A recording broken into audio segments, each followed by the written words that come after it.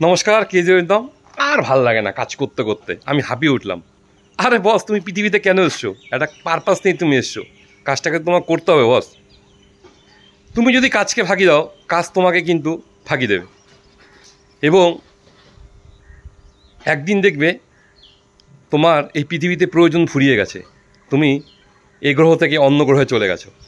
তুমি নিজেকে এমনভাবে তৈরি করো, এই পৃথিবীতে তোমার অনেক কাজ।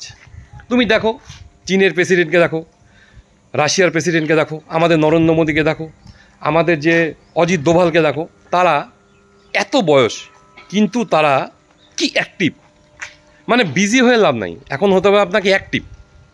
মানে আগে যেমন একটা হার্ডওয়ার্ক ছিল, হার্ডওয়ার্ক তো থাকবেই, একটা বয়সে হার্ডওয়ার্ক থাকে, সে সময়ের সাথে সাথে সেটা স্মার্ট ওয়ার্ক হয়, কিন্তু স্মার্ট ওয়ার্কের সাথেও হার্ডওয়ার্ক থাকে। এবং এবং এরা ঘুমায় কতক্ষণ আপনি বলেন তো?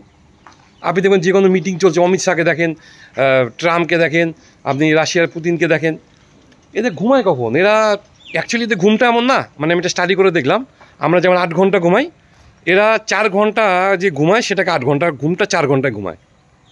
নাহলে তারা কীভাবে দেশকে এগিয়ে নিয়ে যাবে?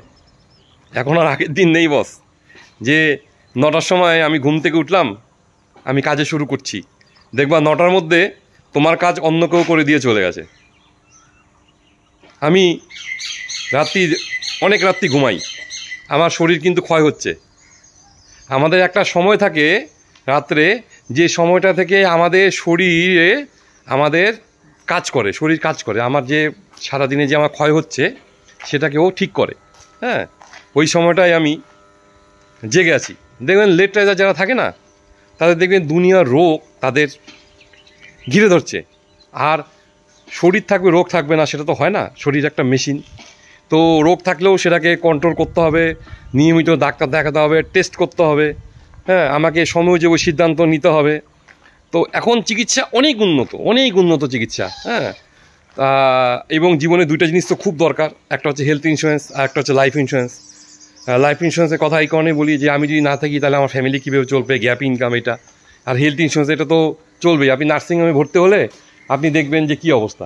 আর ইদানিং কিন্তু অর্গান ফেলিওর হচ্ছে, কিডনি, হার্ট, তারপরে হচ্ছে লিভার, একটা বিরাট এক্সপেন্সিভ ট্রিটমেন্ট, অনেকেই করতে পারছেন না, হারিয়ে যাচ্ছেন।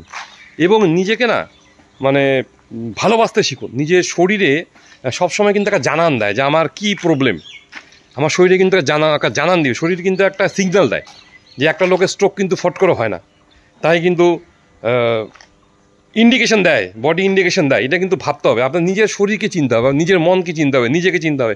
যেদিন আপনি নিজেকে চিনতে পারবেন, সেদিন আপনি মহাপুরুষ হয়ে যাবেন। মহাপুরুষ না, একটা ভালো জায়গায় যাবেন।